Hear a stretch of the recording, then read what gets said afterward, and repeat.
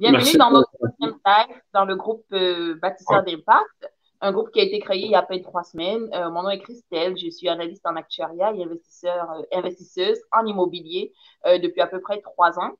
Et j'ai le plaisir et l'honneur de recevoir aujourd'hui Francis Cédric Martel, qui est un investisseur en immobilier et courtier en immobilier aussi. Fait que sans plus tarder, on va tout de suite passer aux présentations. Francis Cédric, en quelques mots, est-ce que tu peux nous dire qui tu es?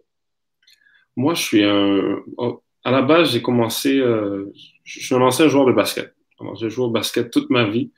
Et puis, c'est après ma carrière aux États-Unis, j'ai terminé ma carrière aux États-Unis, en Virginie, à Richmond, dans la NCAA. Puis, c'est à partir de là que j'ai commencé à investir dans l'immobilier après mes études collégiales.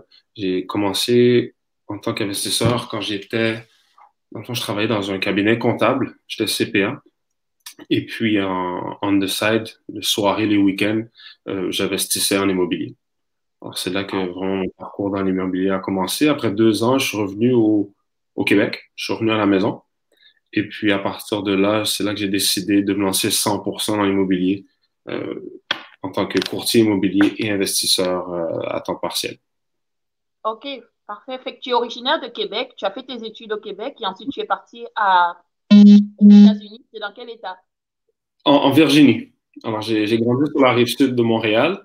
Je suis allé au Cégep Montmorency à Laval. Puis après, j'ai eu une bourse d'études pour aller en Virginie, aux États-Unis. Puis après 6 ans aux États-Unis, j'ai décidé de revenir à la maison. OK. Mais pourquoi avoir quitté le basketball pour la comptabilité, dans le fond? Ça, c'était pas un choix. C'était plus les circonstances.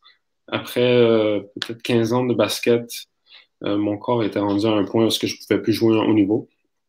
J'avais de la OK. tendinite dans les deux genoux, les deux tendons d'Achille. J'ai eu quelques offres pour aller jouer en Europe, mais rendu là, ça valait plus vraiment la peine de continuer à mettre du stress sur mes articulations. Alors j'ai décidé d'entrer dans le monde du travail. Oh, wow, super, intéressant. OK. Ben, dommage, mais ça a permis de. Et C'est c'est dommage, quoi? mais il n'y a aucune carrière de basket qui dure éternellement, hein. Il y a toujours une fin à une carrière sportive. Alors, moi, ça a terminé, je pense que j'avais 23 ans. 23 ans. OK. Elles sont très courtes, les carrières sportives. Mais ça dépend, il faut prendre soin de son corps, hein. Il faut s'étirer, mettre de la glace. Puis quand j'étais jeune, j'écoutais pas trop, alors ça a fait en OK. sorte que ça m'a fini plus tôt, mais ça m'a quand même permis de pouvoir investir plus tôt et de commencer ma carrière sur le marché du travail. Fait que c'était comme une retraite anticipée, on va dire. Exactement. OK, c'est bon. Fait que aux États-Unis, dans le fond, c'était quoi un peu, c'est quel genre d'expérience que tu as eu en immobilier? Hum, Là-bas, je travaillais, comme je vous disais, en tant que comptable à temps plein. C'est là que j'ai commencé à investir on the side, comme on dit en anglais. J'ai commencé à côtoyer quelques investisseurs de Richmond, Virginia. Puis à partir de là, j'ai commencé à me faire des contacts et puis à apprendre comment je peux commencer à investir moi-même. Et à partir de là, j'ai pu faire 2 flips dans ma première année en tant qu'investisseur. Et puis j'ai pu aussi faire des flips de promesses d'achat aussi. Alors moi, je faisais beaucoup de prospection dans le temps, une bonne manière de commencer dans l'immobilier quand on n'a pas d'argent.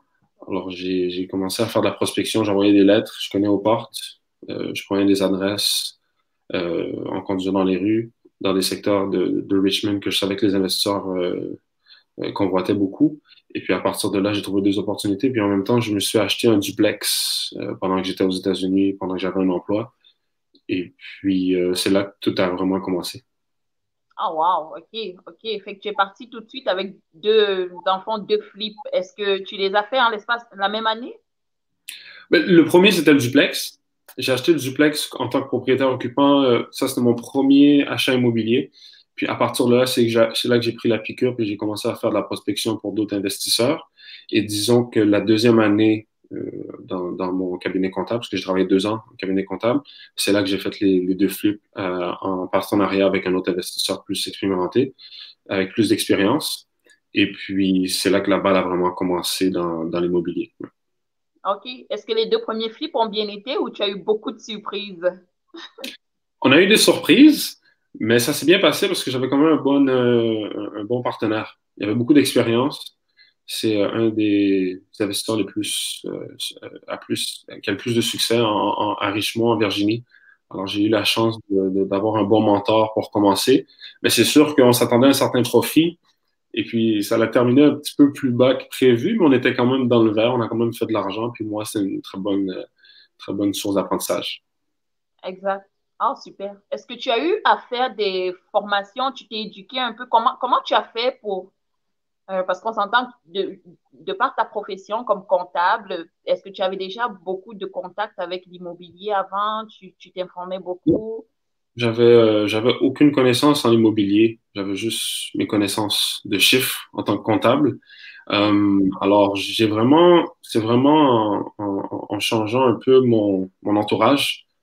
Aux États-Unis, il y avait souvent des rencontres d'investisseurs qui s'appellent des meet-up. Alors, c'est des soirées que beaucoup d'investisseurs vont, discutent, parlent d'opportunités, parlent des secteurs chauds, parlent de leurs projets. Et c'est comme juste vraiment des soirées de réseautage. Puis c'est là que j'ai vraiment, à la force d'aller là chaque semaine, j'ai commencé à apprendre, à absorber l'information à droite et à gauche. Puis c'est là que j'ai trouvé mon mentor également. Alors c'est vraiment de changer un peu, pas changer son entourage, mais d'élargir notre entourage avec des investisseurs immobiliers, afin de commencer à côtoyer des gens qui pensent comme on pense ou comme qui sont rendus au niveau qu'on veut atteindre. Puis à partir de là, c'est vraiment là que la courbe d'apprentissage augmente. Wow, OK. Ça, c'était à quel âge à peu près? Juste avoir une idée. Là, j'avais 23 ans, 24 Wow. ans. 23 ans, c'est mon premier duplex, 24 ans, c'est les deux flips. Puis à partir de là, c'est un autre conseil que j'aime dire aux gens qui veulent se lancer dans l'immobilier. Moi, j'ai trouvé un mentor, mais trouver un mentor, c'est juste la première partie. La deuxième partie, c'est vraiment de trouver un moyen de travailler avec le mentor et puis de lui donner une raison d'investir du temps avec nous. Parce Oui, que j'aurais pu lui dire, son nom c'était Chris, ah, Chris, apprends-moi comment faire des flips, montre-moi comment faire, montre-moi toutes les étapes pour faire de l'argent dans l'immobilier. oui. Ouais, il aurait peut-être accepté, mais les chances auraient été minimes. L'approche que j'ai prise, c'est Chris, je t'amène luncher, it's on me. Comment est-ce que je peux trouver une manière de t'aider dans ta business? C'est ça que je lui ai dit. Voilà. Oui, absolument. Je me suis assuré que la relation allait dans un sens qui allait être win-win. Et puis, Exact. j'ai dit, comment je peux trouver des opportunités pour toi? Je sais que tu as beaucoup de business, tu fais beaucoup de flips, tu as beaucoup de deals qui rentrent souvent. Est-ce que je peux être une autre source de deals pour toi? Comment tu fais? Puis, à partir de là, on s'est assis, on a lunché, on a connecté. Et puis, les 3 prochains week-ends, on a passé plusieurs heures. Il m'a montré les manières qu'il utilise lui pour trouver des deals hors marché. Puis c'est à partir de là que la relation a commencé à aller dans le bon sens. Puis c'est là qu'il a vu que OK, Francis peut être un atout pour moi. C'est pas juste moi qui lui apporte quelque chose. Alors c'est là qu'on a créé une genre d'amitié un peu. Ouais. Ah, exact. Super. Je suis vraiment contente que tu abordes ce point parce que justement, parfois, on a tendance à aller vers les gens et on dit, apprends-moi, donne-moi. Ouais. Dans le fond, il faut se poser parfois la question de savoir qu'est-ce que je peux lui apporter de plus dont il a besoin. Et Ah oui. généralement, les gens rendus à ce niveau-là, ils ont besoin de temps. Ils ont Ouais. besoin d'une aide. Fait que si tu peux apporter quelqu'un qui va lui faire sauver du temps, Mhm. parfois, c'est quelque chose de Exactement. vraiment... La notion de temps, c'est là que j'ai pu capitaliser parce que souvent les gens qui commencent pensent qu'ils n'ont rien à apporter parce qu'ils n'ont pas de connaissances, ils n'ont pas d'argent. Mais c'est faux, ils ont le temps. Puis ça, Ils ont le c'est beaucoup temps. d'investisseurs n'ont pas le temps. Alors, Ouais. si on peut trouver un moyen d'utiliser notre temps pour bénéficier de quelqu'un et nous-mêmes en même temps, mais c'est là que c'est win-win pour tout le monde.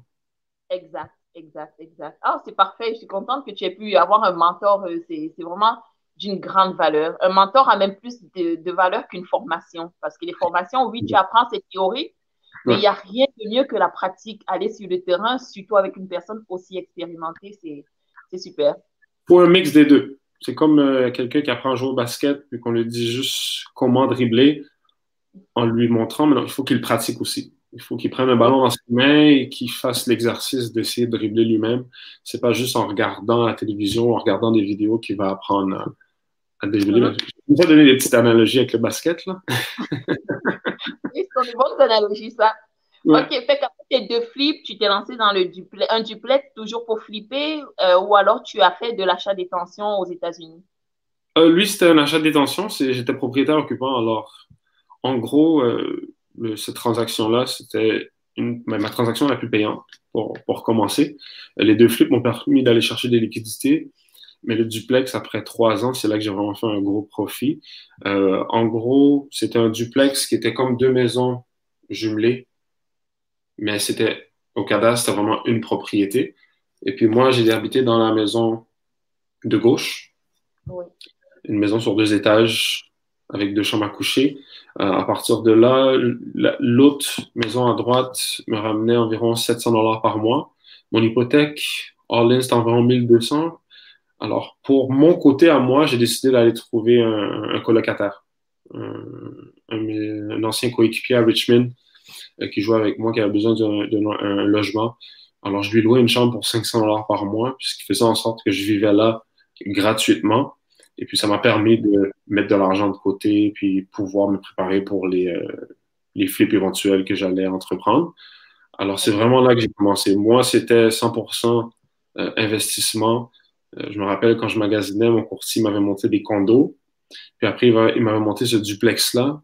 C'est sûr, les condos étaient plus glamour, ils étaient dans le centre-ville, ils étaient plus beaux, ils avaient une vue, les grandes fenêtres et tout. Ouais. Mais moi, c'est vraiment l'approche investissement qui m'intéressait plus. Puis j'ai Ok. vraiment vu le potentiel quand j'ai fait les maths. J'ai fait les calculs.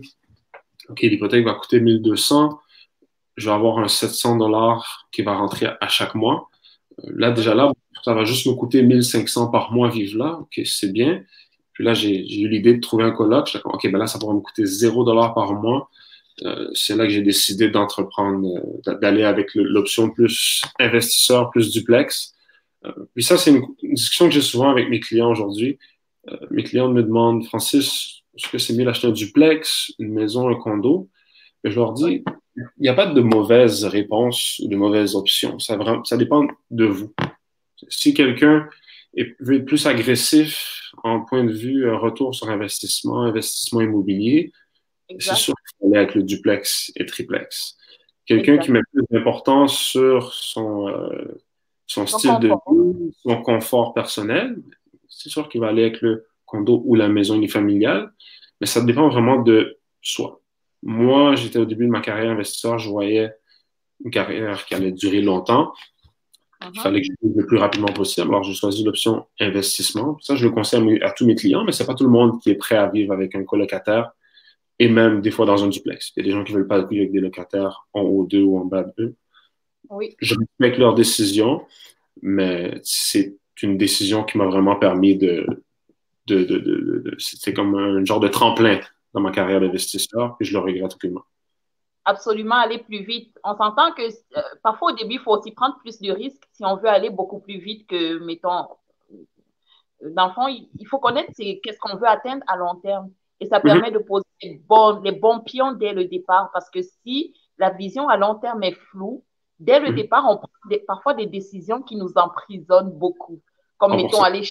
aller prendre un terme de 5 ans si on sait que, ou on veut refinancer la propriété, on veut Exact. optimiser, refinancer d'ici 1 an.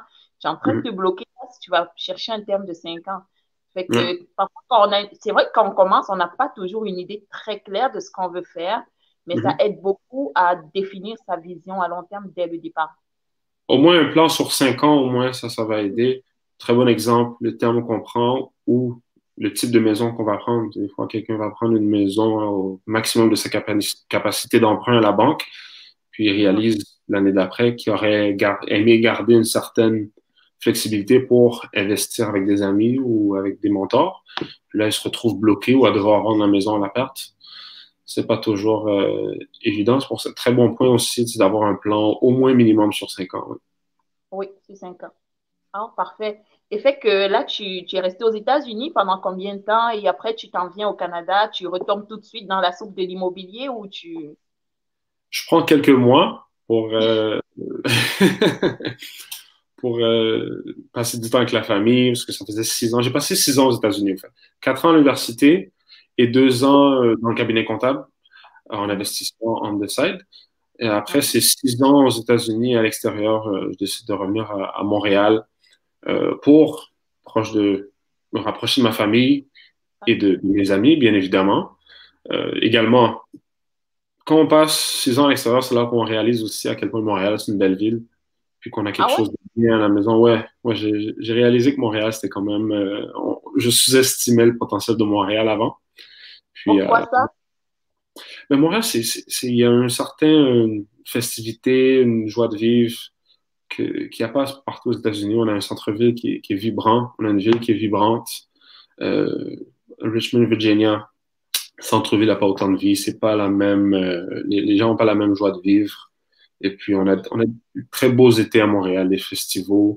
La ville est belle, la ville est propre, la Oui. ville est trop, il n'y a pas trop de ségrégation non plus. J'ai vécu à Richmond en Virginie. J'ai vu vraiment la ségrégation américaine, là. Ok. Mon université était dans un secteur 100% blanc, riche, typique.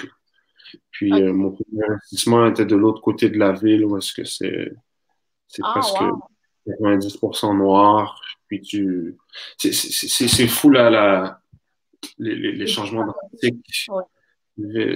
J'habitais dans un secteur en revitalisation, un Ok. secteur qui est en train de se faire gentrifier, qui est un très bon truc pour tout investisseur à investir dans les secteurs en gentrification. C'est là que c'est plus payant. Mhm. Puis, je ne mentirais même pas, je conduisais 2 blocs au nord, et puis j'étais dans le, comment on dit en anglais, le hood. Un secteur vraiment défavorisé avec des maisons, avec des barricadées, des Ah, maisons vides. C'était quelque chose à voir, là, comme dans les films. Puis je conduisais 3 blocs dans l'autre direction. Et puis j'étais dans un secteur quand même assez riche avec des maisons ancestrales, des vieilles maisons, mais rénovées, beaucoup de valeur. Et puis c'est là que j'ai remarqué vraiment la ségrégation était quand même assez intense aux États-Unis. Puis c'est là que j'ai réalisé aussi à Montréal, on n'a pas ce genre de, de ségrégation drastique comme ça. Les minorités visibles sont un peu partout à Montréal, on est mélangé. C'est sûr qu'il y a des secteurs plus concentrés que d'autres, mais même si tu oui. vas à Montréal-Nord, il y a des beaux secteurs. Il y a de très beaux Oui, secteurs, il y a des secteurs un peu plus absolument. que d'autres. Mhm. Saint-Michel aussi, tu as des beaux secteurs. Tu t'en vas dans le reste de la ville, tu vois des personnes de toutes les couleurs, puis c'est beaucoup Oui, plus. C'est pas c'est homogène, cosmopolite. c'est Oui. mélangé, puis tout le monde a une chance. Ouais, exactement. Puis c'est là que quand j'ai vu le hood américain, c'est là que j'ai vu, OK, si tu grandis dans une atmosphère comme ça, là, tes chances de sortir sont beaucoup plus basses. C'est beaucoup plus Oh, difficile. Tu vis dans un endroit qui est beaucoup plus négatif. Il n'y a pas oh, d'opportunité. Et tu vois oui. vraiment, tu sais, ça, mis à part le fait qu'il n'y a pas de la santé universelle ou l'accès à l'éducation est très difficile, mais juste l'environnement dans lequel tu vis est très différent. C'est là que j'ai vu l'avantage qu'on a ici à Montréal. Tout ça mis à part, il y avait aussi le volet investisseur qui me bloquait un peu aux États-Unis. J'étais là-bas sur un, un visa de travail. Alors, mon OK. visa me permet non seulement de travailler en tant que comptable, et OK. puis je me suis informé avec un avocat sur l'immigration, puis en tant que work visa, j'avais un work visa, j'avais pas le droit de commencer à faire des flips ou investir ou faire d'autres choses. J'avais juste droit à faire de Ah, l'argent euh, dans mon dans dans mon emploi du temps, dans mon visa qui m'a été donné aux États-Unis, tu as le droit de faire juste ça. Tu n'as pas le droit de commencer à ouvrir des restaurants, faire des flips. Tout ce qui est actif, je n'avais pas le droit. Quand j'ai su ça, que j'étais un peu bloqué aux États-Unis, puis je commençais à manquer Montréal me manquait un peu. C'est là que j'ai pris la décision de revenir à Montréal. Et puis, ça, je le regrette pas non plus. Ben oui, on n'est jamais mieux que chez soi. En même temps, il y avait aussi un attachement avec. Exact. OK, OK, c'est très intéressant ça, c'est ce petit point que tu as soulevé par rapport au contexte social aux États-Unis. Oui. Mhm. est très, très différent. Puis, il y a des avantages aux États-Unis. Ça, c'est sûr que c'est des marchés complètement différents. Puis, il y a des dynamiques, puis il y a des retours d'investissement. Puis, il y a une dynamique qui est très différente. Mais il faut voir aussi les avantages à Montréal en termes d'avantages sociaux, comme vous dites.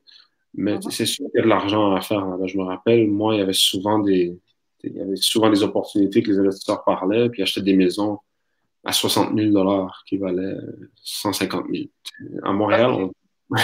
on voit pas ça. Non, non, On voit pas non. ce genre d'opportunité. Le premier deal, le premier flip que j'avais fait, on l'avait acheté 45 000. On avait 45. mis 45 000 la maison. Ouais, 45 000. Ah, On avait mis un 60 000 d'investissement, puis on l'avait vendu 140 000. C'était quand même un beau flip. Mais ouais. à Montréal, c'est Non, dur de trouver des maisons. c'est ça que dans les émissions, là, quand on les voit aux États-Unis, quand ils vont acheter des maisons, ils vont avec des mallettes d'argent, vente aux enchères. C'est un peu cliché, Une les mallettes dynamique d'argent. différente là-bas. Mais Ouais. ils achètent beaucoup les maisons cash, hein. Ouais, ouais, ben c'est dépendant du marché dans lequel on est. On ne pourra pas acheter ça à New York, mais dans beaucoup de marchés, il y a des moyens d'entrer dans le marché immobilier, dans l'investissement immobilier avec des prix beaucoup plus bas. Ouais. OK, OK, OK, OK. Fait que ce serait quelque chose à pas fermer complètement, mais il faudrait bien connaître le marché américain Ouais, pour pouvoir s'y lancer. 100%. Ouais. OK, parfait. Et fait que quand tu reviens à Montréal, qu'est-ce qui se passe? Bon, après avoir profité de la famille, retrouver un peu la ville, qu'est-ce qu'on fait? Euh, Après quelques mois, je décide de me lancer dans l'immobilier à 100%. Je prends mon cours de courtage immobilier et puis un an plus tard, je deviens courtier immobilier chez Remax. Tout en continuant d'investir, parce que l'investissement, c'est vraiment une passion pour moi. Mais en revenant, je décide, après avoir fait quelques entrevues pour des postes de comptable, je réalise que c'est pas vraiment ça que je veux faire. OK. En même temps, en tant que courtier immobilier, c'est sûr que j'ai dû travailler mes aptitudes de vente et mon lien avec les gens. J'avais pas vraiment à développer en tant que comptable. Donc, j'ai dû développer ces aptitudes-là, mais je ne le regrette aucunement. Aujourd'hui, je baigne dans l'immobilier. Toute la journée, je regarde des propriétés, des opportunités d'investissement, des maisons pour mes clients. Alors, je baigne vraiment dans l'immobilier, puis c'est comme un win-win. Mon investissement immobilier aide mon courtage immobilier et même chose pour l'inverse. Mon courtage aide mon investissement. Alors, de ce côté-là, c'est le mariage parfait pour moi. Exact, exact. OK, parfait. Mais ici à Montréal, est-ce que tu as continué à faire des flips ou tu t'es plutôt dirigé vers des multilogements, achat détention? J'ai fait les deux. Quand j'ai commencé, j'ai fait quelques flips ici également, mais simultanément, j'ai fait quelques achats de détention un peu plus long terme. Euh, c'est sûr que certains des achats que j'ai faits étaient supposés être des achats de détention, mais finalement, on finit par être des flips un peu plus long terme. OK. Mais dans tous les cas, normalement, quand je rentre dans une transaction, je sais c'est quoi le exit strategy, comme on dit en anglais, Oui. la stratégie de Et sortie. Mais c'est oui. sûr que certaines fois, ça a fini par être un flip, tandis que je prévoyais le garder plus longtemps. Hmm. Puis, ouais. OK. J'ai une personne dans le chat qui demande, Francis, recherches-tu des partenaires pour faire des flips?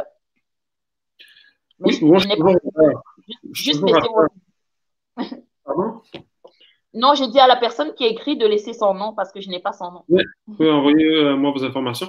Bien sûr, je regarde toujours pour des partenariats. Toutes les propriétés que j'ai en buy and hold, achat de détention, c'est avec des partenaires.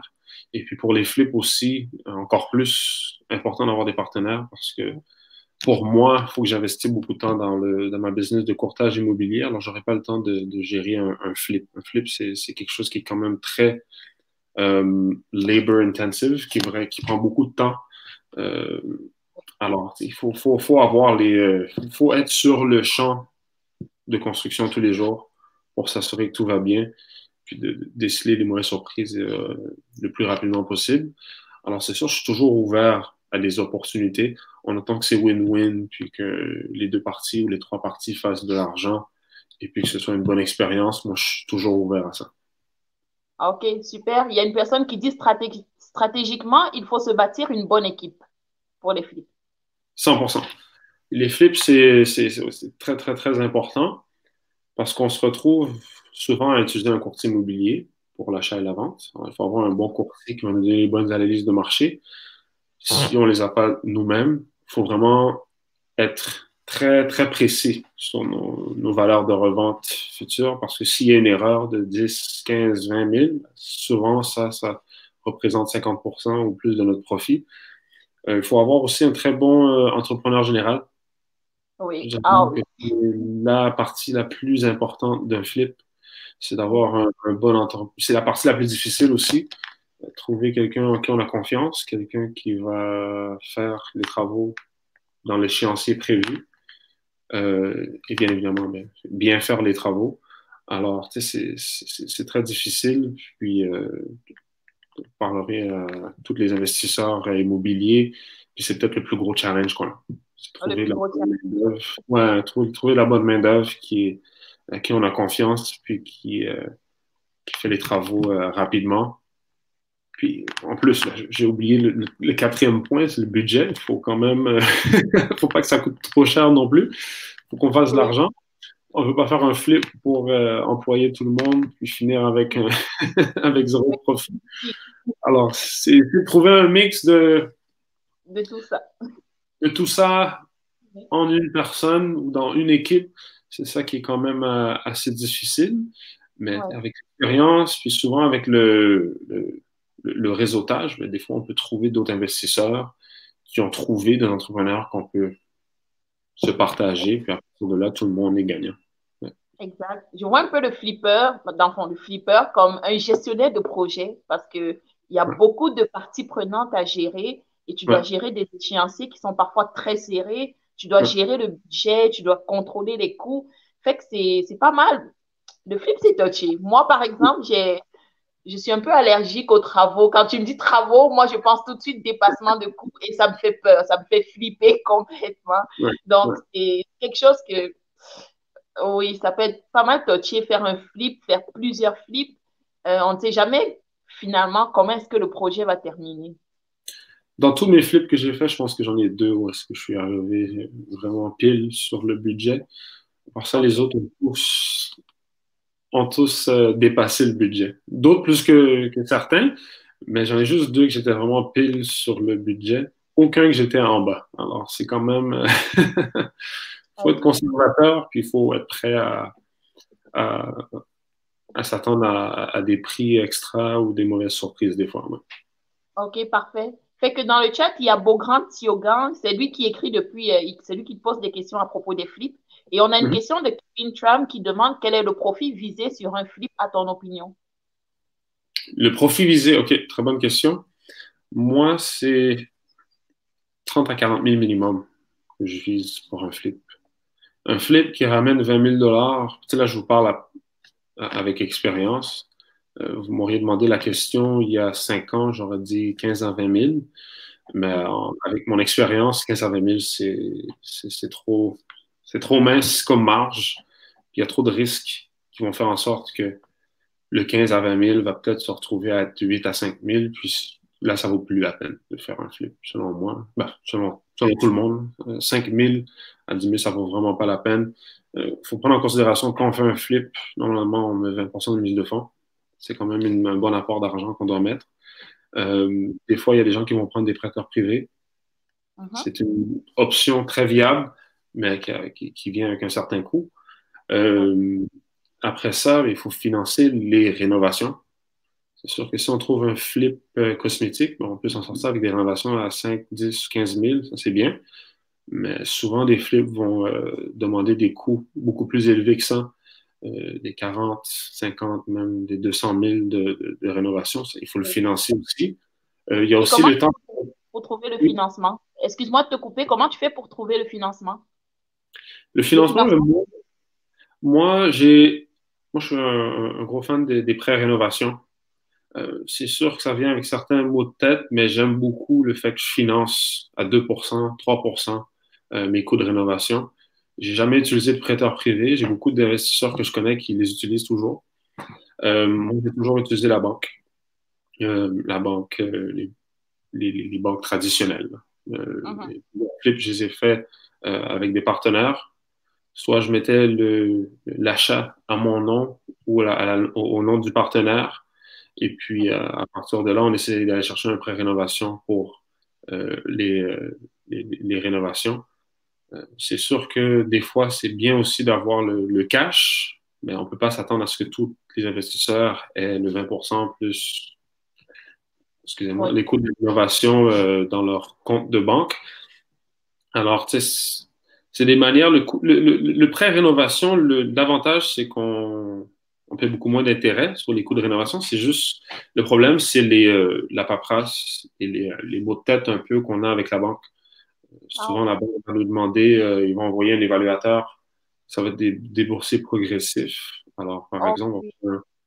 un prêt en rénovation de mon dernier projet, j'ai pris un prêt réno de 150 000, mais il faut quand même payer upfront. Il faut quand même débourser les sous. Vu que j'avais pas 150 000 cash, j'ai dû faire ça à tranche de 50 000. Alors, je dépensais 50 000, la banque revenait, regardait, l'évaluateur a dit, OK, ils ont fait 33% des travaux, boum, il me rembourse le 50 000. À partir de là, avec ce 50 000-là, je fais la deuxième tranche des rénovations. Ils reviennent. Alors, il y a une petite perte de temps à chaque étape. C'est peut-être une semaine. On appelle la banque, on dit, OK, amène l'évaluateur pour qu'il fasse la. Puis, avec certains coûts aussi, c'est peut-être 200 $ à chaque fois. Mais après avoir vu l'économie sur le taux d'intérêt que j'ai eu versus le prêteur privé, ça a valu Oui. la peine. Mais c'est sûr que dans tous les cas, la meilleure manière de financer, c'est avec le cash. Si on a le cash, on utilise le cash. Si c'est notre partenaire ou nous qui l'a, c'est la meilleure. Mais moi, j'ai souvent utilisé les prêts rénaux. Ouais. Oui, mais j'avoue que 2-3% sur des prêts rénaux versus 15% de prêteurs privés, non, c'est pas comparable. Ça fait une grosse différence. Hein. Puis, Ça fait différent. c'est rare qu'un flip va se faire en bas de 6 mois. Alors, c'est quand même, c'est 12% sur 6 mois, c'est quand même des gros frais. Alors, Mhm. faut faire attention à ça. Puis, faut rentrer ça aussi dans notre marge de, de coût. OK. Alors, ouais. Il y a Kevin qui demande quelles institutions financières est-ce que tu utilises pour ton prêt réno?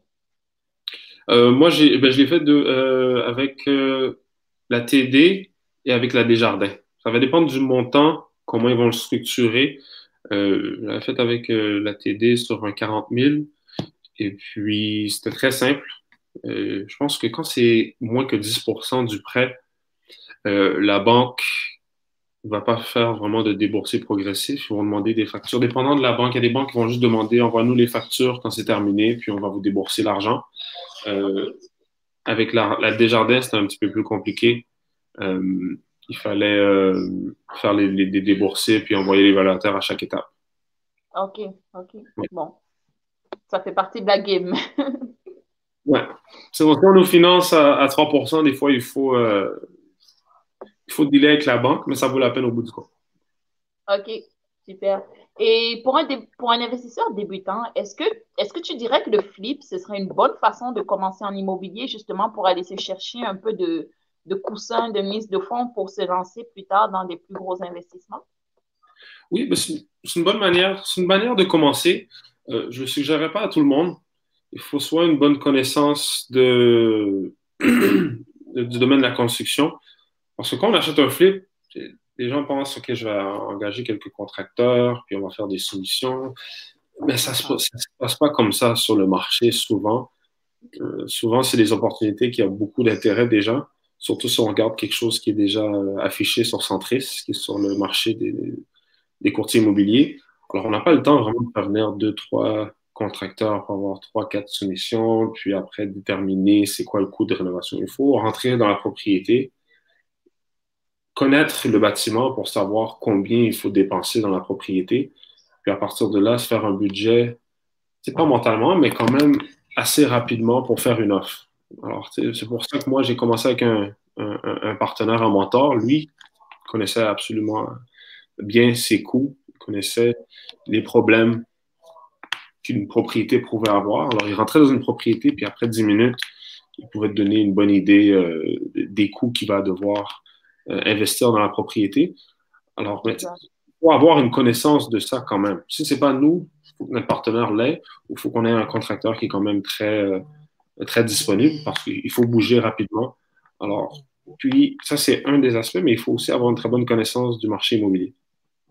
Oui, Mettre les tout à comparables, il faut savoir combien la maison va se vendre après pour pouvoir décider notre marge de profit et faire notre promesse d'achat basée là-dessus. Alors, il faut quand même beaucoup de connaissances en immobilier.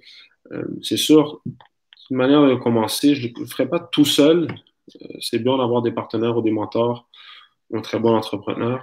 Mais en général, moi, ce que je conseillerais, c'est quelqu'un qui commence, qui n'a pas beaucoup d'argent, c'est oui. peut-être d'essayer de trouver des opportunités pour d'autres investisseurs. Moi, c'est comme ça que j'ai fait, moi. J'ai fait beaucoup de recherche, de prospection dans mes débuts afin de pouvoir trouver ce genre d'opportunités-là. Et puis, à partir de là, en faisant ces genres de prospection, d'éducation et de formation, ben, c'est là qu'on vraiment on commence à baigner dans l'immobilier puis qu'on commence à connaître vraiment. Puis c'est là que je pense Oui, qu'on est plus prêt à prendre des risques financiers. exact. Quand on se sent à l'aise déjà avec nos propres connaissances, là, ça aide à avoir une certaine confiance. Donc, Mhm. connaître le secteur, connaître les prix, connaître le coût des matériaux, entrer dans une maison et pouvoir évaluer rapidement, ben, refaire la salle de bain, selon quel standard, ça va me prendre tel budget. Mhm. Ça aide. Ouais, Ouais. 100%. Alors, tu sais, OK. ouais. OK. Et là, présentement, rendu où tu es dans ton parcours, si tu devais choisir flip ou multi, lequel Hmm. est-ce que vers lequel est-ce que tu irais? C'est sûr que les flips, là, ce sont tes premiers amours, mais là, tu as quand même fait pas mal de flips. Est-ce que tu Ouais. continues avec les flips ou tu es rendu au multi? Moi, ma stratégie préférée, c'est un mix des deux. En anglais, on appelle le BRRR, c'est le Buy, Renovate, Refinance, Repeat. Oh, C'est ce que j'ai fait dans les 3 derniers achats, puis c'est comme un mix des deux, parce qu'on va chercher c'est des achats à rétention, mais qu'on rénove oh non. afin d'augmenter la valeur assez rapidement pour aller rechercher nos billes. Alors, OK. la difficulté d'un investisseur immobilier, souvent, tu sais, c'est pas nécessairement le financement, c'est pas nécessairement les connaissances, on peut aller les chercher, c'est la mise de fonds souvent. C'est pour les personnes qui veulent aller bâtir un gros parc immobilier, c'est de rééconomiser une mise de fonds après avoir mis 5, 10, 20% pour un achat. Mhm. Puis dans cette stratégie-là, ben, si elle est bien effectuée, on se retrouve à reprendre notre liquidité après peut-être un an. Mon BRRR le plus vite que j'ai fait, c'était 3 mois. Ça, c'est vraiment exceptionnel. J'ai trouvé une propriété ouais, que j'ai vraiment acheté en bas de la valeur marchande. Il n'y avait pas trop de rénovation. On a rappelé la banque 3 mois plus tard. Ils nous ont refinancé sur une valeur beaucoup plus élevée. On a repris Wow. notre argent. C'était vraiment le best deal ever. Hein? Comment tu l'as trouvé? Ça, Comment tu as c'était trouvé? ça, c'était en tant que courtier immobilier, j'ai trouvé. Ah, C'est ben un c'est ça. de, Les courtiers c'est un immobiliers, vous avez de- un avantage concurrentiel par rapport à nous. il était sur le marché, ça. Il était sur le marché. Sur le marché. Ouais, on l'avait trouvé. J'avais trouvé pour un de mes clients. Mon client m'a fait une offre d'achat. La vendeuse négociait, mais elle négociait pas au niveau qu'on voulait. La transaction est tombée. C'est quelque chose qui arrive toutes les semaines. C'est tout à fait normal. Mais 3 mois plus tard, le courtier me rappelle. Il dit, ah, finalement, la vendeuse, elle est prête à négocier. Elle est sur le bord de faire la propriété. J'ai rappelé mon client. Malheureusement, il avait déjà acheté quelque chose d'autre. Il ne pouvait pas l'acheter. Alors, j'ai appelé un partenaire, un bon ami à moi, puis on l'a acheté ensemble. Oh, Alors, wow, super. de là, ouais, ouais, mais plusieurs de mes transactions, mais la plupart de mes transactions, je les ai trouvées sur Centris. C'est sûr qu'aujourd'hui, c'est beaucoup plus compétitif qu'il y a 2 ou 3 ans, mais c'était des propriétés qui étaient. Mon premier BRR que j'ai fait, c'était à Parc Extension, puis il était sur le marché depuis 464 jours. Il était là, Wow. ouais, il Maintenant, était là. Il était OK. sur aussi Tu avais vu pendant la longtemps. possibilité Ouais. d'optimisation. Tu en avais vu le potentiel. Les gens n'avaient pas vu le potentiel. Bon, premièrement, l'inscription était. mal fait. C'était juste une photo qui n'était pas très belle de la propriété. Déjà, c'était pas très vendeur. On regardait les baux, c'était des revenus très, très bas. Puis la propriété était en mauvais état. Elle n'était pas en bon état, mais elle était très bien placée dans un secteur que les gens sous-estimaient un peu. Par extension, les gens, même aujourd'hui, sont comme ah, je ne veux pas acheter à Parkex. Parkex ont une certaine idée de parc extension. Oui. Je l'ai acheté avec ma copine. On a pu refinancer 240 000 après un an de cette propriété-là. C'est une propriété qui était sur le marché depuis 464 jours. Je dis ça parce que il y a beaucoup de gens qui me disent ah, Francis, il n'y a rien sur Centris. C'est sûr que c'est compétitif, il y a beaucoup de propriétés, mais des fois, si tu portes attention à des détails que tout le monde, que le commun des mortels ne voit pas, tu peux trouver des bonnes opportunités. Moi, ce que j'avais vu dans celle-là, c'était un potentiel de faire partir les locataires parce que j'avais demandé une visite au courtier. J'ai parlé aux locataires, juste en leur parlant, tu voyais qu'ils n'aimaient pas trop l'immeuble, ils n'aimaient pas trop le secteur. Alors là, déjà là, j'avais vu une opportunité que, OK, eux, ils vont être prêts à partir, ça ne va pas être extrêmement difficile. Et puis, j'avais aussi vu que la propriété avait un gros potentiel. C'était 1100 pieds carrés par étage. De l'extérieur, ça n'était pas grand. Pardon? C'est quel type de propriété? Un triplex. Un triplex avec un sous-sol et une cour arrière qui pouvait avoir deux stationnements. Alors, j'ai quand même vu une belle opportunité. À partir de là, on a fait notre offre. Puis, ce qui m'a fait voir cette opportunité-là, elle était sur le marché depuis très longtemps, mais le courtier a juste fait une baisse de prix de 20 000. Après, j'avais vu l'historique, puis ça faisait un an et demi qu'il était sur le marché. J'avais vu toutes les baisses de prix. Là, j'étais comme, OK, ils sont rendus à leur 4e baisse de prix. Selon moi, il doit avoir quand même un certain niveau de motivation. Puis des fois, c'est le timing. Si j'avais vu cette opportunité-là 2 mois plus tôt, la vendeuse n'aurait pas négocié à mon prix. Mais là, malheureusement pour elle, elle était rendue à un point où elle était à l'hôpital, elle était quand même assez malade. Et puis, elle avait besoin des fonds. Alors, j'ai fait une offre raisonnable pour moi, quand même raisonnable pour elle. Puis ça fait en sorte qu'on a abouti à une transaction. Puis, à partir de là, j'ai négocié avec les locataires, puis j'ai pu vraiment optimiser au maximum l'immeuble, qui a fait en sorte que j'ai pu refinancer un an plus tard. Est-ce que tu l'as vidé au complet? Non, 2 sur 3. Avec ce 2 sur 3, j'ai pu quand même refinancer une très bonne... Les 3e locataires, c'est un vieux couple grec qui sont là depuis 30 ans. Puis, j'aurais dit, est-ce que vous êtes prêts à quitter? J'aurais demandé, est-ce que vous êtes prêts à quitter? Puis, ils sont très âgés. Ils m'ont dit, Francis, on va mourir ici. Nous, si tu nous fais déménager, c'est fini. On ne veut plus déménager, on ne veut plus rien savoir, on ne veut même pas ton argent. Alors, c'est là que mon côté investisseur a fait, OK, Francis, fait l'argent avec les 2 autres. Puis les 2 autres, c'était 2 jeunes qui étaient contents de partir. Ça m'a fait un plaisir de les payer pour qu'ils partent. Mais pour le couple âgé de personnes grecques qui ne parlaient pas français, à peine anglais, je leur ai dit, OK, je vais juste je veux une petite augmentation de loyer parce que j'ai quand même changé leur fenêtre, j'ai fait des rénovations. J'ai pu optimiser un petit peu. Mais des fois, il faut garder quand même un cœur dans l'immobilier. Il faut pas. Faut respecter les gens aussi. Ouais, ça, c'est mon approche. Alors, j'ai quand même... Pardon? Un certain équilibre. Il ne faut pas être non plus. Ouais. OK, parfait. Il y a Kevin qui demande est-ce que tu reçois des listings de flip fréquemment? Ça m'arrive. Ça m'arrive de voir des listings de flip. C'est sûr que dans le marché actuel, c'est un peu plus rare parce qu'il y a vraiment beaucoup, beaucoup de demandes. Dès qu'on met quelque chose sur le marché, c'est des surenchères qu'on n'aurait même pas pu prévoir, nous, en tant que courtier. Le dernier deal que j'avais, c'est une maison à Laval. La madame voulait absolument le vendre à 250 absolument. Elle voulait 250 000 pour la propriété. On a décidé de le mettre sur le marché parce qu'on a jugé qu'elle pouvait aller chercher plus. Puis on l'a vendu 320 000 en 2 jours. En 2 jours? En 2 jours. Ouais. OK. Wow. C'est quand même une maison qu'après les rénovations, elle aurait valu 410 000. Alors même à 320 000, il y a une certaine marge de profit pour l'acheteur, mais c'est un marché très compétitif en ce moment. Alors c'est sûr que les deals sur le marché, sur Centris, se font plus rares ces temps-ci. Et des fois, il faut être plus agressif. Il faut prendre des propriétés en moins bon état qui vont vraiment faire plus peur aux propriétaires occupants. Quand on achète un flip, on ne veut pas compétitionner avec les propriétaires occupants. Eux, ils vont payer beaucoup plus cher que nous. Alors, des fois, il faut prendre des propriétés plus à risque. Oui, les propriétaires occupants, il y a un volet sentimental là-dedans. Fait que parfois, ils sont prêts à passer tout de suite en surenchère. On n'a pas envie de ça. Ils s'en foutent de payer 50 000 de plus que l'investisseur.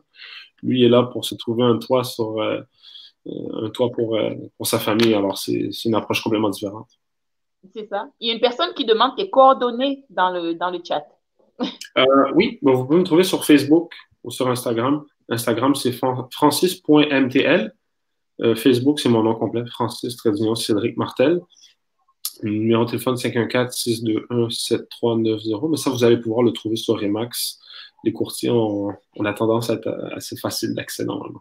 Et dans le groupe aussi, vous allez voir dans les publications, il est tagué. Il est tagué partout, fait que vous allez pouvoir lui écrire en privé.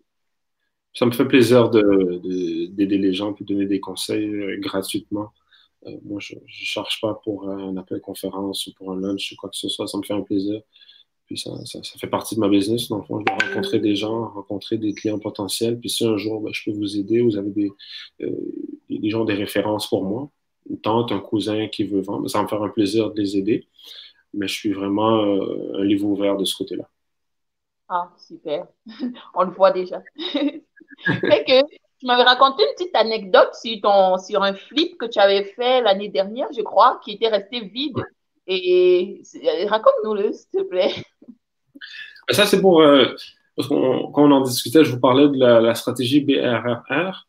C'est une bonne stratégie quand comme je vous expliquais, là, on met des locataires dehors, on vide les logements. Mais la propriété, il faut continuer à payer l'hypothèque pendant ce temps-là. Puis, il faut financer les rénovations aussi. Alors, moi, mon dernier, c'est un 5 logements à Pointe-Saint-Charles, dans le sud-ouest de Montréal, que j'avais acheté quand même, je l'avais payé quand même 1 million de dollars. Puis, Wow. trouvé avec 0 locataire sur 5. Comment tu l'avais financé? Avec la banque, Desjardins. OK. Il m'avait demandé, c'était 25%. C'est quand même une grosse mise de fonds. Mais on a pu financer un prêt rénovation également là-dessus, de 150 000. Alors ça c'était bien. Mais ça, c'est un autre exemple, comme celui que je parlais de Parkex. Lui, il était sur le marché depuis 250 jours. Oh, wow. Il était acheté à 1,3 million. Puis en décembre 2019, la courtière a baissé le prix à 1,2.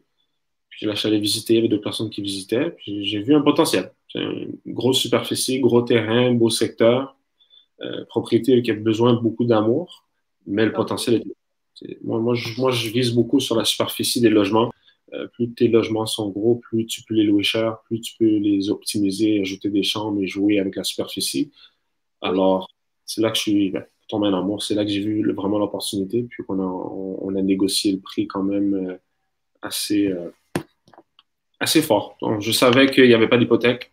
Je savais que c'était une succession. Il y avait eu la propriété de leurs parents, que la famille propriétaire de la propriété depuis 40 ans. Alors, je savais qu'ils étaient un peu tannés aussi. Quand ça fait 250 jours qu'une propriété est sur le marché, tu fais des visites à chaque semaine à un certain point. Parfois aussi, ils veulent fermer la succession. C'est ça, ils veulent passer à autre chose. Alors, j'ai fait quand même une offre agressive, ils l'ont accepté. Une autre chose qui m'intéressait beaucoup dans celui-là, c'est que j'avais pas à mettre vraiment de locataires dehors. Tout le monde était déjà sur le point de partir. Le vendeur avait déjà négocié des ententes de résiliation de bail avec plusieurs des locataires. Alors, moi, ça faisait mon affaire, mais c'est juste qu'il fallait. Est-ce que c'est parce... Excuse-moi, pourquoi il l'avait fait? Est-ce que c'est parce qu'il prévoyait rénover lui-même ou bien... C'est parce que son courtier lui a conseillé parce qu'elle savait que c'était juste des investisseurs qui allaient regarder ce genre de propriété-là. Puis quand tu regardes une propriété à 1,2 million avec des baux de 600, 500 dollars, les investisseurs voient ça comme un mot de tête. Il faut qu'ils mettent tout le monde dehors, il faut qu'ils négocient avec tout le monde. C'est risqué, disons. Si un locataire ne veut pas quitter, ça se peut qu'on soit pris avec ce locataire-là, puis qu'on doit... C'est pas garanti qu'on va rendre le logement vacant. Alors moi, dès que j'ai vu ça, et ils ont pu aller chercher des résiliations de beau. J'ai vu l'opportunité. En termes de stratégie, c'est sûr que moi, je venais déjà de mettre une grosse mise de fonds sur un achat de 1 million, alors j'avais plus énormément de liquidités. Alors, j'ai utilisé des stratégies que je ne conseillerais pas à tout le monde. Mais pourquoi, même si tu ne le conseilles pas, c'était quoi? C'était très agressif, mais ça a fonctionné. Au fait, je me suis ouvert quelques marges de crédit à OK. plusieurs institutions simultanément. Alors, j'ai pu aller chercher 4 marges de crédit. Je me suis ouvert aussi, là, je ne sais pas, garder ça dans le groupe, là. Je ne sais pas si c'est de l'information que je devrais donner. Je ne dis pas que ça va te compromettre. On garde ça Ouais, je ne privé. vais pas trop me compromettre. Puis, je m'étais aussi ouvert un Inc. Dans lequel j'avais ouvert d'autres marges de crédit. Puis, Oui. à partir de là, les marges de crédit, c'était vraiment pour, comme je vous expliquais tantôt, pour financer les rénovations entre les rondes de déboursement progressif. Alors, c'était vraiment, j'avais besoin d'une marge de crédit. J'avais environ 80 000 en tout. J'avais besoin de 50 000. J'avais gardé un 30 000 juste au cas où, qui a vraiment une mauvaise surprise. Alors, je mettais 50 000 sur les marges de crédit. J'appelais la banque. Je faisais le premier déboursé progressif. Il me redonnait 50 000 et ainsi de suite. Mais il fallait les liquidités pour ça. Alors, j'ai utilisé les marges de crédit pour ça. Puis, en même temps, vu que les logements étaient vides pendant un bon 6 mois, ce que j'ai fait, c'est que j'ai acheté des meubles et puis j'ai mis 2 logements sur Airbnb pendant C'est ça. pendant quelques mois. Alors, C'était ça le hein? fond. C'était ça le côté créatif dans le fond. Ouais. Parce que supporter un immeuble vide pendant plusieurs mois, ça peut être très lourd. Ouais, très, très, très, très créatif. Je ne le conseille pas à tout le monde de faire ça, mais j'ai pu, les 2 logements au 3e étage qui étaient un peu plus éloignés des rénovations, je les ai mis sur Airbnb. C'est sûr que tous les travaux de structure, on a essayé de les faire le plus rapidement possible pour pas déranger les gens qui habitent là. Mais dès qu'on a fini avec la structure et qu'il restait juste de l'esthétique, j'ai pu les mettre sur Airbnb. Puis là, à partir de là, le bloc se payait. Alors, j'avais les revenus Airbnb qui rentraient pour les 2 logements d'en haut. Ils se payaient tout seuls. Ça m'a permis de vraiment pouvoir respirer. Et puis, parce que c'est quand même une hypothèque de 4 500 par mois. Fois 4 mois, on est à 20 000 fois 6 mois, on est rendu à 30 000. Ça monte très rapidement. Oui. Alors, fallait que je stabilise mes coûts. Puis, en tant que comptable, je suis quand même bon à prévoir les coûts puis faire mes Excel. Alors, Oui. j'ai Oui. pu utiliser ça à mon avantage, mais c'était une transaction qui était stressante, mais qui en a quand même pas mal valu le coup en rétrospective. Au final, ben, c'est ça. Gros risque, gros profit, dans le fond. Ouais. Il faut être créatif, mais il faut quand Oui. même calculer ses coûts, puis savoir dans quoi on s'embarque. Mais ça a bien fonctionné. Ah, super. En tout cas, je trouve ça vraiment, c'est super intéressant, toutes ces expériences-là. Tu portes Merci. un bon bagage en termes d'expérience comme investisseur immobilier derrière toi. Et je trouve ça vraiment super que tu encourages les autres et que tu témoignes aussi ouvertement de tes expériences, les bons coups comme les mauvais coups. Ouais, 100%, ouais. Merci. Oui. Est-ce qu'il y avait d'autres personnes dans le chat qui avaient des questions? Si vous avez des questions, juste les laisser en commentaire. Est-ce que Francis Cédric, est-ce que tu voulais ajouter quelque chose? Ah, mais ça fait le tour quand même. C'est sûr que tu sais, mes conseils, c'est, comme on s'est dit au début de la présentation, c'est d'aller chercher l'information, de côtoyer d'autres investisseurs et de vraiment baigner dans l'investissement. Moi, quand j'ai commencé, comme je vous dis, j'allais sur des forums en ligne, des rencontres, des réseautages. Et on a un peu les mêmes plateformes aussi au Québec. Oui. Il y a plusieurs groupes immobiliers, il y a plusieurs forums en ligne, même aujourd'hui. Je suis sur les mordus, plein d'autres plateformes en ligne, puis je lis toutes les publications qui se font tous les jours. C'est sûr qu'il y en a qui sont redondantes, puis que je connais déjà les réponses, mais il y en a, j'apprends quand même des nouvelles Oui. choses à chaque semaine. Et puis c'est Oui. vraiment de baigner là-dedans, puis de vraiment apprendre à connaître le marché et l'immeuble en général. Les gens disent qu'il faut connaître le marché, mais il faut connaître l'immeuble. Oui. Connaître les genres de propriétés qu'on a à Montréal, les types de construction dans les années 60, 40, 80 étaient différentes, mais c'est bien de connaître ça et puis de pouvoir devenir vraiment un apprenti de l'immobilier en général. Comme il faut connaître l'immeuble, ben, il faut connaître aussi l'économie. Euh, ça ne s'arrête pas juste à l'immeuble puis au marché local. Il faut connaître aussi l'économie canadienne, comment elle va, l'économie mondiale. Puis à Ouais, partir de là, qu'on commence à devenir vraiment un investisseur qui connaît tous ces aspects-là, mais c'est là qu'on peut faire des décisions qui vont être un peu plus payantes. exact, exact. Et j'avais peut-être une dernière question en dernière minute. C'est vrai qu'on s'en va vers 1 heure de live. Je t'avais dit 45 minutes. Euh, une petite dernière question. Il y a beaucoup de gens dans le groupe qui ont manifesté leur désir justement de se lancer en partenariat parce que peut-être qu'ils n'avaient pas assez de fonds pour commencer ou alors pas assez d'expérience. Mhm. Globalement, pour quelqu'un qui n'a jamais fait d'immobilier ou qui en a fait, mais bon, je veux dire, pas vraiment de façon intensive, quels sont les conseils que tu pourrais donner en matière de partenariat? C'est sûr, si on peut trouver un partenaire dans notre famille ou dans notre cercle d'amis qui est déjà proche de nous, ben, ça va faciliter l'approche. Mais c'est vraiment reach out à d'autres investisseurs, puis c'est de trouver une manière de les aider, de trouver un win-win scénario. Là. Alors, c'est vraiment de reach out, aller chercher de l'information nous-mêmes aussi. C'est sûr que c'est plus convaincant qu'on va avoir un investisseur, puis qu'on a une certaine base, puis que l'investisseur voit qu'on a quand même fait nos recherches, puis qu'on sait de quoi on parle, que si on arrive, qu'on sait absolument rien, puis qu'on lui demande de nous donner toute l'information de A à Z, ben là, l'investisseur va peut-être dire, il Non. faut, faut que tu fasses de l'effort de ton côté aussi. Mais tu sais, une fois qu'on a quand même des bonnes bases, puis qu'on on est capable de démontrer notre vouloir, ben, c'est là que moi, je ferais vraiment les démarches pour, euh, pour aller trouver un certain partenaire ou un mentor. Mais il faut vraiment commencer par...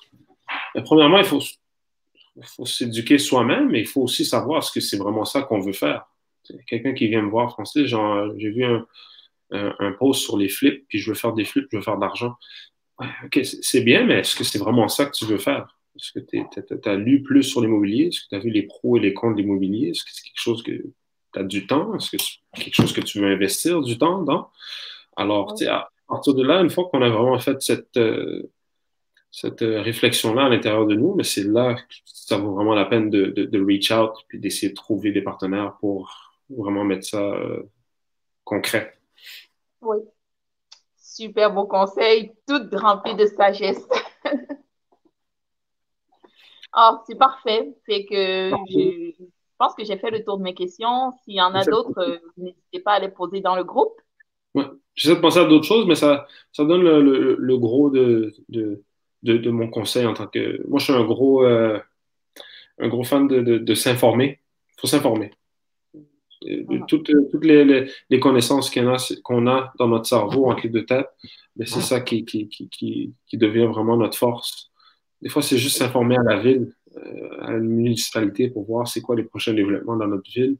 Puis à partir de là, on peut faire une décision beaucoup plus éduquée sur notre prochain achat, acheter dans un secteur à la place d'un autre, ou ainsi de suite. Mais je suis un gros fan d'aller acquérir le plus de connaissances possible. De connaissances, exact, exact. Et de sortir de sa zone de confort aussi, parce Exact.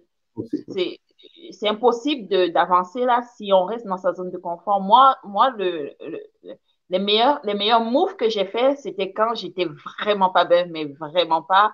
Je sortais de ma zone de confort, tu prends un peu plus de risques que d'habitude et là, tu te rends compte que ben, ça explose, ça explose. Comme juste créer un groupe comme ça au début, là, j'avais beaucoup de syndrome de l'imposteur. Fait que je me Mhm. disais, ouais, un groupe, qu'est-ce que je vais leur raconter, moi? Mais dans le fond, c'est en commençant que parfois, tu arrives à trouver une voie. Ouais. Et c'est là que tu réseautes, tu te fais des contacts et après, ça va à une échelle vraiment Ben oui, plus grande. c'est ça, il faut foncer. Puis c'est un bon exemple que tu donnes. Ta plateforme va continuer de grossir, puis ça va bénéficier à plusieurs gens de pouvoir aller chercher de l'information. Puis qui sait, dans quelques années, ça va sûrement être rendu à des centaines, peut-être quelques milliers de membres. Puis là, on va peut-être faire des événements live. Peut-être on va pouvoir, après le COVID, Oui, mais oui, où est-ce que ça va mener? Mais tout ça est né du fait que tu as foncé. Faut foncer. exact, exact. Exact. Fait que je te remercie vraiment beaucoup, Francis Cédric, pour ton temps. C'est très, très apprécié. Je remercie tous ceux qui ont participé lors du live. Et n'hésitez pas à inviter vos connaissances, vos amis, vos proches qui sont réellement intéressés par l'investissement immobilier parce qu'ils pourraient trouver de super bonnes informations dans le groupe. Et il y a aussi des lives auxquels ils peuvent assister et des possibilités de réseautage.